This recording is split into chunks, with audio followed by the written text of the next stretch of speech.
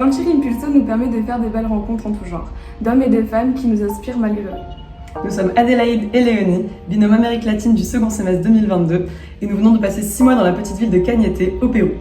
Aujourd'hui, on va dédier cette vidéo à notre socia Sheila. Sheila, c'est la toute première socia qu'on a rencontrée lors de notre arrivée au Pérou. C'est aussi la toute première qui nous a fait confiance et ça, c'est pas toujours acquis.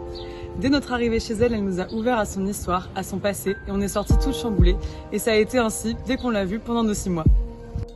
Sheila, c'est elle, un petit bout de femme qui a traversé bien des difficultés, mais qui jamais ne s'en plaindra. Sheila a 36 ans et elle possède, avec sa famille, une petite pizzeria à l'entrée de la ville Nuevo Imperial. Sa pizzeria est établie dans le garage de la maison. Elle vit au rez-de-chaussée avec ses 2 enfants et son mari Giovanni. Ses frères et ses sœurs et leurs enfants respectifs vivent à l'étage. Sheila a 2 enfants, Salvador, 15 ans, et Fabio, 4 ans. Le cœur de l'histoire de Sheila et de son quotidien, c'est Salvador. Tout ce que Sheila a accompli jusqu'à aujourd'hui, elle l'a fait pour son fils. Salvador est né à 5 mois et pesait 1 kg.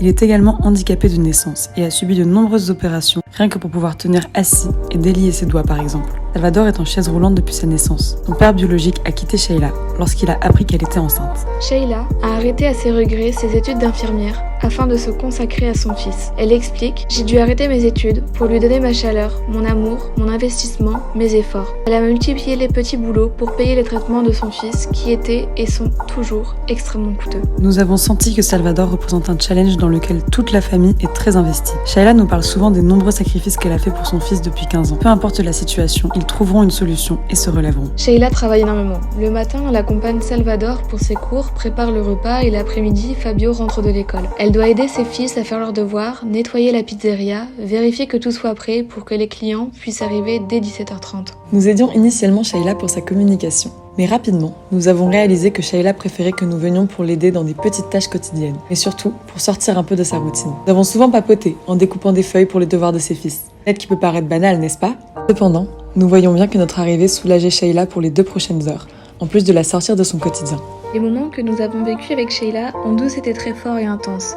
Nous avons eu la chance de prendre part à des événements familiaux importants, comme la communion de Salvador, d'entendre leurs histoires les plus tristes comme les plus joyeuses. Et nous sommes éternellement reconnaissantes de cela, de la confiance que toute la famille nous a accordée et de la relation si forte que nous entretenons ensemble pour toujours, nous l'espérons.